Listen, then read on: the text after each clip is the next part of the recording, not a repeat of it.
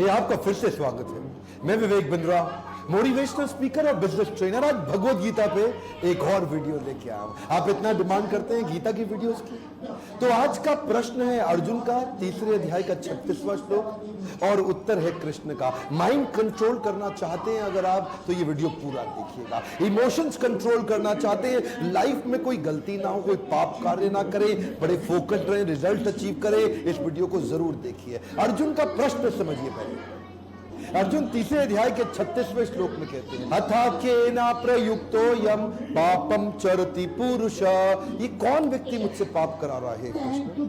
कौन करा रहा है मुझसे पाप? मेरी पाप करने की इच्छा नहीं है। अनिच्छन अपि वार्ष्णेया, अनिच्छन हे वृष्णिवंशी कृष्ण, मेरी तो इच्छा भी नहीं है। अनिच्छन अपि, कोई इच्छा नहीं मेरी, लेकिन बलादिवा नियोजिता, कोई बलादिवा, कोई बलपूर्वक मुझसे ये काम करा रहा है।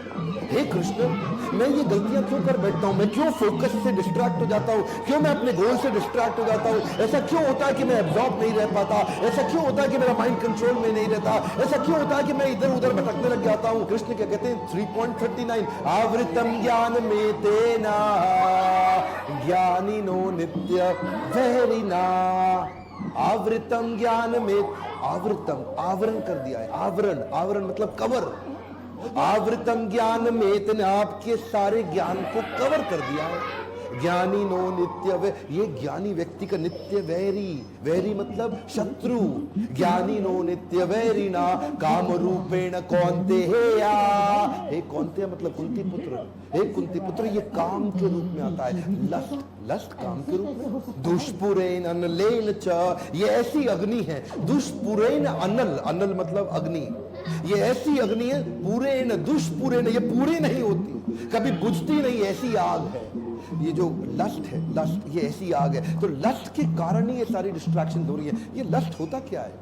लस्ट का मतलब कई लोग समझते होता है केवल सेक्स डिजायर। नहीं सर, केवल सेक्स डिजायर लस्ट नहीं। Any desire which is outside goal statement is lust. दोबारा सुनिए, कम ऑन, एक बार और। एनी डिजायर, कोई भी थॉट प्रोसेस जो आपके गोल से बाहर है, वो लस्ट है। एनी डिजायर, एक बार समझिए ध्यान से बात को, जैसे भगवान का भक्त होता है, उसके लिए भक्ति के बाहर कोई भी डिजायर वो लस्ट है। कोई भी डिजायर का मतलब क्या होगा? मेरे को बड़ी गाड़ी खरीदनी है, you are lusting behind that car. मेरे को गोलगप्पे खाने हैं, you are lusting behind the golgappa. मुझे किसी स्त्री के साथ संबंध बनाना है, you are lusting behind that beautiful women. इसका मतलब क्या है? लस्ट। जो भी गोल स्टेटमेंट से बाहर वो लस्ट, और यही आपको फंसा देता है। काम रूपेण कौन्ते हेया, ये कामना के रूप में आएगा हे कुंती पुत्र। दुष्पुरेन नलेन, ये ऐसी अग्नि है, इसमें जब घी डालोगे आग बुझाने के लिए, तो जब घी डालते हो आग बुझाने के लिए, तो आग बुझती नहीं है और बढ़ जाती है। खुजली होती है ना, उसे खुजाओ तो खुजली घटती नहीं है और बढ़ जाती है। सेक्स की इच्छा पूरी करके सेक्स करने से सेक्स की इच्छा खत्म नहीं होती और बढ़ जाती है। शराब पीने के बाद शराब पीने की इच्छा पूरी खत्म नहीं होती, अगले दिन और बढ़ जाती है। सिगरेट पीने के बाद सिगरेट पीने की इच्छा समाप्त नहीं होती, अगले दिन और बढ़ जाती है। इसी प्रकार कोई भी व्यर्थ पाप कार्य करते हैं, वो अगली बार रुकता नहीं है और बढ़ जाता है। दुष्पुरेन अनलेन च, ये ऐसी अग्नि है जो बुझाने से बुझती नहीं और बढ़ जाती है। अच्छा, अर्जुन को ये समझ में आ रहा था कि मेरा शत्रु लस्ट है और ये लस्ट को खत्म करना है, यानी कि वो सारी इच्छाएं जो गोल स्टेटमेंट के बाहर होती है। लस्ट अभी बताया था, ये जो लस्ट है पता तो चल गया, लेकिन ये रहता कहां पे है? अब उसका एड्रेस भी तो चाहिए ना आपको। आपको आपका एनिमी मिल जाए तो आप गोली मारेंगे, खत्म करेंगे, लेकिन आपको उसका एड्रेस चाहिए। वो रहता कहां पे है? तो अगले श्लोक में कृष्ण ने एड्रेस दे दिया। इंद्रियाणि मनोबुद्धिर अधिष्ठानम उच्यते एतिर विमोह्यति एषा ज्ञानम आवृत्य देहिनाम। यानी कि एड्रेस क्या है? इंद्रियाणि मनोबुद्धिर, इंद्रिय मन और बुद्धि, अधिष्ठानाम उच्यते, यही है इसके अधिष्ठात्री। अधिष्ठात्री मतलब अधिष्ठाता। अधिष्ठाता मतलब यही रहते हैं। इंद्रिय, मन और बुद्धि, इन तीन जगह पे जाके लस्ट रहता है। अगर आपको लस्ट को अटैक करना है तो इंद्रिय, मन और बुद्धि को प्यूरिफाई कर दो। वो प्यूरिफाई, जस्टिफाई मत करो, प्यूरिफाई करो, क्योंकि अगर नहीं किया, एतेर विमोहयति, विमोहित, विमोहित, ये आपको विमोहयति, ये इतना विमोहित कर देगा। ज्ञानम आवृत्य देहिनाम, ज्ञान से ज्ञान को आवरण डाल देगा, आवरण, ढक्कन है, जितना ढक्कन मोटा उतना धंधा छोटा। तो अब एड्रेस भी पता चल गया, अब समझना है कि इसको ठीक कैसे किया जाए। पूरा वीडियो देखिएगा ध्यान से। अगले श्लोक में कहते हैं तस्मात् त्वम् इंद्रियाणि आदो नियम या भरतर्षभा पाप्मानां प्रजह्येनम ज्ञान विज्ञान नाशनम। इसमें कृष्ण वर्ड यूज करते हैं तस्मात्। ध्यान सुनिएगा मेरी बात को। तस्मात् का मतलब होता है देयरफॉर हिंदी में कहते हैं इसलिए। देयरफॉर वर्ड का यूज कब किया जाता है? देयरफॉर वर्ड को यूज करते हैं जब कुछ बात को कंक्लूड करना। मान लो पहले कुछ बातें कही हो और बाद में उसका सारांश देके उस बात को कंप्लीट करना हो, तो कृष्ण क्या कहते हैं? तस्मात् त्वम् इंद्रियाणि आदो। हे अर्जुन, त्वम इंद्रियाणि आदो, इंद्रियों से शुरुआत करो। आदो, आदो मतलब बिगिनिंग में, इंद्रियों से शुरुआत करो। इसका मतलब अर्जुन, मैंने पिछले श्लोक में बताया था ना, मतलब कृष्ण ने कि इंद्रिया, मन और बुद्धि तीन जगह पे ये कामना रहती है। तो कृष्ण क्या करें, सबके चक्कर में मत पड़ो, तुमसे होगा ही नहीं। तुम खाली इंद्रियों को कंट्रोल कर लो बस। क्या करो? तस्मात् त्वम् इंद्रियाणि आदो नियम या, हाथ आगे लाइए, कम ऑन, नियम या, मेरे हाथ को देखिए, कम ऑन आप भी करिए, नियम या, इसको नियमित कर लो। नियमित मतलब रेगुलेट कर दो। किसको रेगुलेट करो? सेंसेस को। सेंसेस कौन सी है? आंख, नाक, जीवा, कान, त्वचा। One more time, come on, आंख, नाक, जीवा, कान, त्वचा, ये 5 सेंसेस को रेगुलेट कर लो। अब समझिए ये पूरा का पूरा आपको मैं यहाँ पे चार्ट दिखाऊंगा, पर चार्ट से पहले समझिए पाप्मानां प्रजह्येनम, ये इतने पाप कराएगा आपसे। ज्ञान विज्ञान नाशनम, ये आपके ज्ञान और विज्ञान का नाश कर देगा।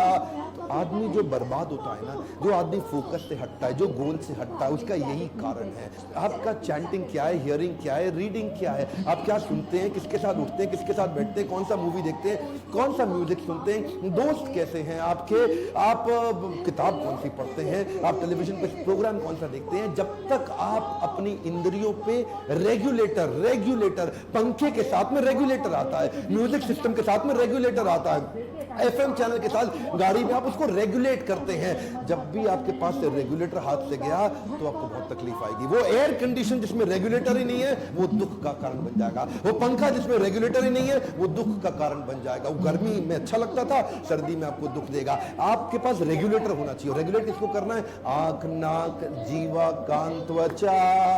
जब इन 5 को रेगुलेट कर लेंगे तो गलत डेटा अंदर जाएगा नहीं। Stop getting distracted by things that have nothing to do with your goals. जो आपके गोल, समझिए श्रील प्रभुपाद क्या कहते थे, जब मैं पानी पीता हूँ तो मैं पानी ही पीता हूँ। मैं उनकी बात से इतना प्रभावित हो गया। दोबारा सुनिए, जब मैं पानी पीता हूँ तो मैं पानी ही पीता हूँ। इसका मतलब क्या हो गया? जो आप कर रहे हैं ना उस समय आप वही कर रहे हैं। अपनी इंद्रियों में कुछ और एंट्री मत करने दीजिए, क्योंकि ये सेंसेस, देखिए ये है आपका पूरा माइंड। ऊपर है कॉन्शियस माइंड, नीचे है सब कॉन्शियस माइंड। इस सब कॉन्शियस माइंड को 5 द्वारों से कंट्रोल किया जरा इस पूरे चार्ट को। कॉन्शियस माइंड आपकी मतलब बुद्धि, और सब कॉन्शियस माइंड मतलब आपका मन। तो 3 बातें बताई थी ना, क्या बताया था? इंद्रियाणि मनोबुद्धि, ये इंद्रिया मतलब 5 गेट, आंख, नाक, जीवा, कान, त्वचा, ये 5 गेट हो गए मन के आसपास, और ऊपर है बुद्धि। अब ये बुद्धि, इंद्रिय और मन यहीं पर लस्ट आके रहता है। लेकिन जो अंदर घुस गया इन गेट से, मन के जो अंदर घुस चुका है, उसका तो अभी भी कुछ कर नहीं सकते ना। तो कृष्ण क्या कहते हैं? मैं तुम्हें आसान तरीका बताना चाह रहा हूँ, तुम मेरी बात सुनो, इधर उधर चक्कर मत लगाओ तुम। तस्मात् त्वम् इंद्रियाणि आदो, आदो मतलब बिगिनिंग, शुरुआत के लिए पहला स्टेप समझो, खाली इंद्रियों को ठीक करो। अंदर जो अब तक घुस चुका है आपके, घुस चुका है ना, कोई बात नहीं, अब और मत घुसने दो। आंख के बाहर गेट कीपर लगा दो, वही देखूंगा जो मेरे काम का, नहीं तो नहीं देखूंगा। वही सुनूंगा जो मेरे काम का, नहीं तो नहीं सुनूंगा। वही खाऊंगा जो मेरे काम का, नहीं तो नहीं खाऊंगा। वही सूंघूंगा, उसी को हाथ लगाऊंगा, उसी के साथ उठूंगा, बैठूंगा, वही जाऊंगा, वही करूंगा। गोल से बाहर कुछ नहीं करूंगा। तस्मात् इंद्रियाणि आदो, शुरुआत यही से होगी। इन 5 इंद्रियों को गोल पे झोंक दो, इनको बिल्कुल, इसे क्या बोलते हैं, एकाकी की भावना। ये 5 इंद्रियां जब एक गोल पर लग जाएंगी ना, तब दिक्कत नहीं आएगी। समस्या क्या ये होती क्यों नहीं? क्योंकि भगवत गीता पढ़ते नहीं है। कब से बोल रहा हूं, कितने वीडियो में बोल चुका हूं, जाओ गीता खरीदो, पढ़ो, बांटो, सबको समझाओ, और वही मैं देखिए बड़ा आसान है। जो कृष्ण ने दिया ना, कृष्ण बुद्धिमान है। अब कृष्ण से ज्यादा बुद्धिमान मुझे अभी तक तो कोई मिला नहीं। आपको कोई मिले तो मुझे कमेंट बॉक्स में लिख देना, क्योंकि कृष्ण ने वो ज्ञान दिया है जो प्रश्न उत्तर, अर्जुन प्रश्न करते गए, कृष्ण उत्तर देते गए। यही जगत की रीत है, यही कृष्ण का गीत है, मन के हारे हार है, मन के जीते जीत है। सिंपल है ना। जब मन को जीतने के लिए ही भगवत गीता दी गई है। अगर आप माइंड देखिए, अगर बस ये या तो मन आपको कंट्रोल कर रहा है या आप मन को कंट्रोल कर रहे हैं, या इमोशंस आपको कंट्रोल कर रहे हैं या आप इमोशंस को कंट्रोल कर रहे हैं, या तो सेंटिमेंट्स आपको कंट्रोल कर रहे हैं या आप सेंटिमेंट को कंट्रोल कर रहे हैं, या आप मन की सुन रहे हैं या मन आपको अपनी सुना रहा है। बस यही चक्कर है। लोग कहते हैं मैं मन का राजा हूं, जो मन कहता है वो मैं करता हूं। तो मन का राजा नहीं, तो मन का गुलाम है, क्योंकि जो मन कहता है वो तू करता है, और जो मन कहता है तो वो करता है, तो तू गुलाम हुआ, राजा कहां से हुआ? इसलिए यही ट्रेनिंग है। पहले इंद्रियों को रोकना शुरू कर दो, अंदर सही कंटेंट भेजना शुरू कर दो माइंड के अंदर, और जब प्यूरिफाइड कंटेंट अंदर जाएगा तो अंदर भी सब धुल के साफ हो जाएगा। और जब अंदर धुल के साफ हो जाएगा तो बुद्धि, डिसीजन मेकर जब भी डिसीजन लेगा, मन उसको पॉपअप हमेशा अच्छी चीजों का देगा। पॉपअप समझते हैं ना, पॉपअप। तो ये मन बुद्धि को, यानी कि सबकॉन्शियस माइंड कॉन्शियस माइंड को पॉपअप देता है। पॉपअप कहां से निकाल के देगा? जो अंदर घुसा है वही तो देगा। Garbage in garbage out, negative in negative out, good in good out, positive in positive out. इंद्रियों से जो अंदर गया वही तो बाहर आएगा। बाउंस बैक के अपने हाई पावर मोटिवेशनल सेमिनार्स के अंदर मैं भगवत गीता से बहुत चर्चा करता हूं। अगर आप आज तक नहीं आए तो इसी बोर्ड लाइन। राजा ने अपनी नई पत्नी का दरवाजा लगा दिए। व्यंजन सुंदरी रखा। नई रानी को देखकर बड़ी रानी भी कहने लगी, तुम कितने सुंदर हो छोटी बहन। कुछ दिन ऐसे ही बीत गया। सब लोग छोटी रानी के स्वभाव और सुंदरता की तारीफ करने लगे, जिसे देखकर बड़ी रानी छोटी रानी से सामने देखो, सब सामने। ये छोटी सी किसान की बेटी ना जाने कहाँ से आकर सबका ध्यान अपने क्यों जा रही है आगे बार बार? मुझे तो आप कोई पूछता भी नहीं है। उधर ना बैठ के खाया जा रहा तुम लोगों से। एक दिन की बात है। महारानी ने व्यंजन सुंदरी से पूछा, छोटी रानी तुम्हारा जान कहाँ पर है? अरे बड़ी बहन, जान वो कहाँ पर होगी? जान तो मेरे दिल में ही है।